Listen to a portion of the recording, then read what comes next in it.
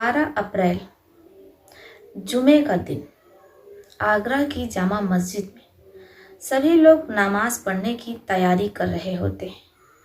अब ऐसे में वो लोग वज़ू करने तालाब के पास पहुंचते हैं, वज़ू कर रहे होते हैं। लेकिन तभी वहाँ जितने भी वज़ू करने वाले लोग होते हैं की नज़र एक संदिग्ध वस्तु पर पड़ती है। वहाँ वज़ू कर रहे कुछ लोग जाते हैं। जैसे ही वो लोग उस संदिग्ध वस्तु के पास पहुंचते हैं जो कि एक काले पन्नी में पैक रहती है, उसके आसपास रक्त रिस रहा होता है। वो लोग परेशान होते हैं कि आखिर ये क्या चीज़ है।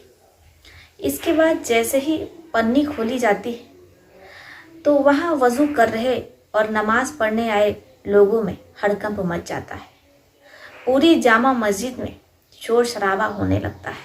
वहाँ के इमाम लोगों को समझाते हैं और पुलिस को सूचना दी जाती है। आनन फानन में किसी बवाल के डर से आगरा पुलिस जामा मस्जिद पहुँचती है, वहाँ के लोगों को समझाती है, लेकिन लोगों में आक्रोश होता है क्योंकि उस काली पन्नी में सूअर का सर रहता है। इस्लाम में इस चीज़ को सबसे अशुद्ध और नापाक माना जाता है। ऐसे में इतनी पाक जगह, मस्जिद जैसी पाक जगह, इस नापाक चीज़ का मिलना मुसलमानों के लिए आक्रोश की बात होती है। वो आक्रोशित हो जाते हैं, धरने पर बैठ जाते हैं कि आखिर उनकी मस्जिद में किसने और क्यों ये चीज़ फेंकी है। पुलिस वाले समझाने की कोशिश कर रहे होते हैं, लेकिन वहाँ जो लोग रहते हैं वो पुलिस वालों की एक नहीं सुनते हैं, क्योंकि आजकल का जैसा माहौल चल रहा है, लोगों के दिलों में नफ़रत है, क्योंकि ये नफ़रत भरी जा रही है।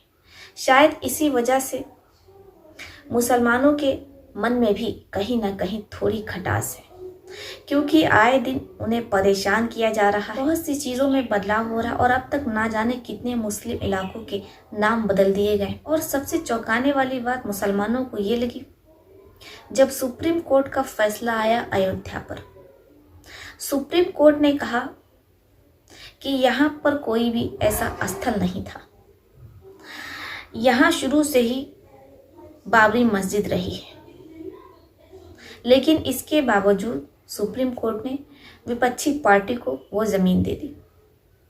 दूसरा समुदाय खामोश रहा, लेकिन उसे सुप्रीम कोर्ट का ये फैसला समझ में नहीं आया। वो कह रही है कि घर आपका है और दे किसी और को दी। लेकिन मुसलमान खामोश हो जाते हैं, लेकिन उनकी खामोशी को शायद कुछ लोग गलत समझ रहे हैं, या यूं कहा जाए कि उनकी कमजोरी समझ रहे हैं। अब एक नया जो शोशा उठता है वक्फ बोर्ड का। जब से देश आज़ाद हुआ है, जो मुसलमानों के पूर्वज थे, ज़्यादातर जो पाकिस्तान चले गए और कुछ जिनके पास कोई औलाद नहीं थी, उन्होंने वो ज़मीन वक्फ कर दी। वक्फ का अर्थ ये होता है कि उनके कोई औलाद नहीं है, या वो जो पाकिस्तान चले गए, या वो जिनके रिश्तेदार पाकिस्तान में हैं, उन लोगों ने वो मस्जिद इस्लाम के नाम पर वक्फ कर दी ताकि वहाँ पर कोई मस्जिद बनाई जाए या मदरसा बनाया जाए। इसलिए उन्होंने अपनी ही ज़मीन मुसलमानों के हवाले कर दी। इसी को वक्फ बोलते हैं। लेकिन यहाँ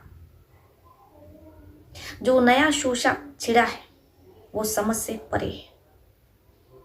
मुसलमान धरने पर बैठे, हर जगह धरना हो रहा है।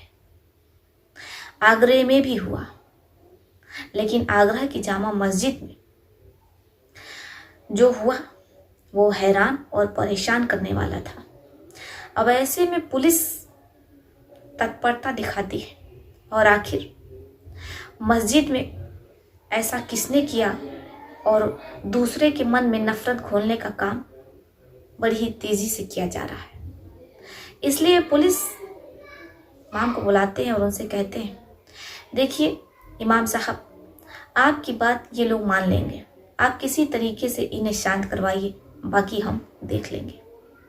इधर इमाम साहब को भी कुछ समझ में नहीं आता है कि आखिर मस्जिद जैसी पाक जगह पर किसने वो संदिग्ध चीज एक काली पन्नी में पैक करके फेंक दी। वो चाहता क्या था? इमाम साहब कहते हैं कि देखो, जिसने भी ये काम किया है वो यही चाहता था कि आगरा में दंगा हो जाए। ना जाने कितनी जानें चली जाती और कितनी मासूम लड़कियों की इज्जत लूट जाती। इसलिए आप लोग धैर्य से काम लें। जब इमाम साहब की ये बात वहां मौजूद लोग सुनते हैं तो वो खामोश हो जाते हैं, शांति से इमाम साहब की बात सुन रहे होते हैं। इमाम साहब कहते हैं पुलिस वालों ने FIR दर्ज कर ली है। अब वो उस आरोपी की तलाश में है। आरोपी को सख्त से सख्त सजा दी जाएगी, लेकिन उसके लिए कि आरोपी को सजा हो, आपका धैर्य बनाए रखना उतना ही जरूरी है। लोग शांत हो जाते हैं और अपने अपने घरों को चले जाते हैं नमाज पढ़ने के बाद।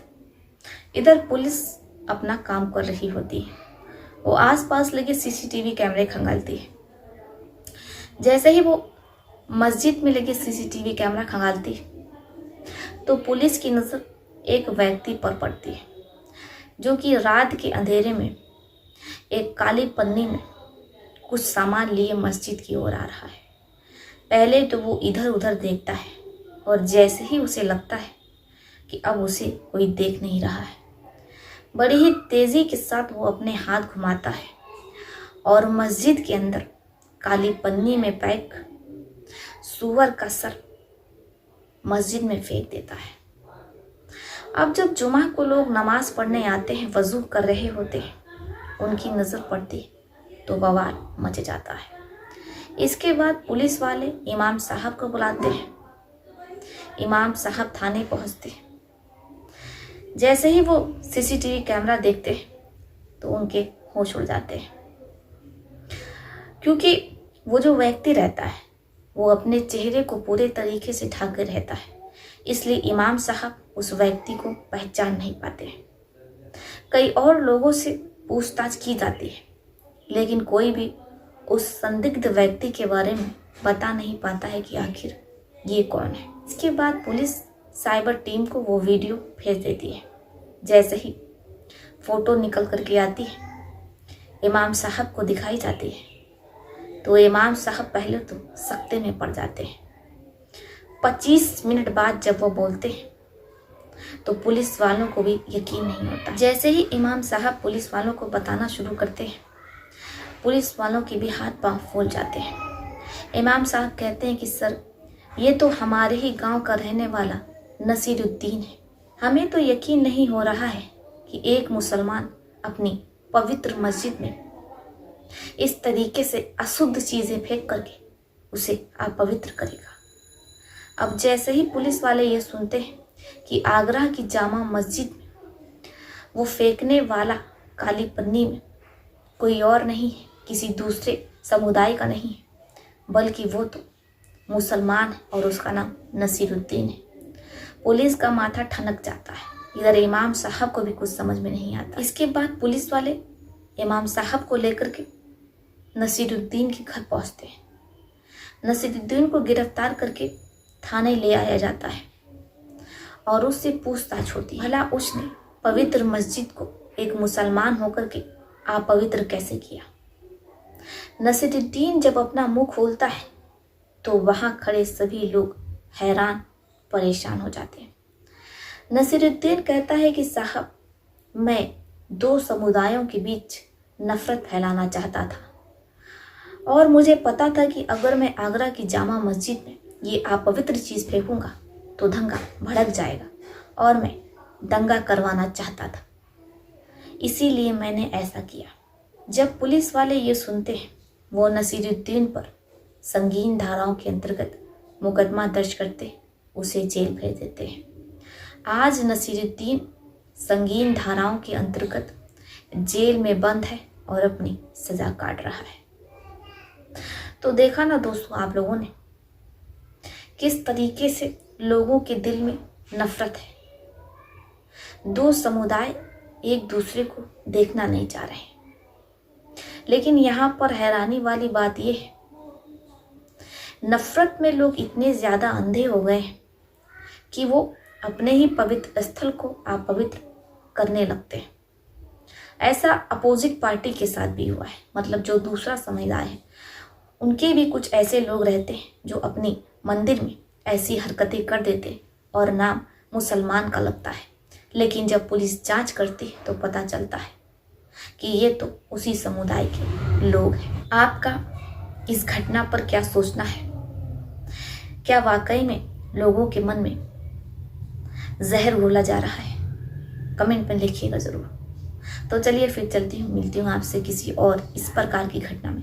तब तक के लिए आप अपने परिवार का ध्यान रखिए। आदाब, सत श्री अकाल, नमस्कार।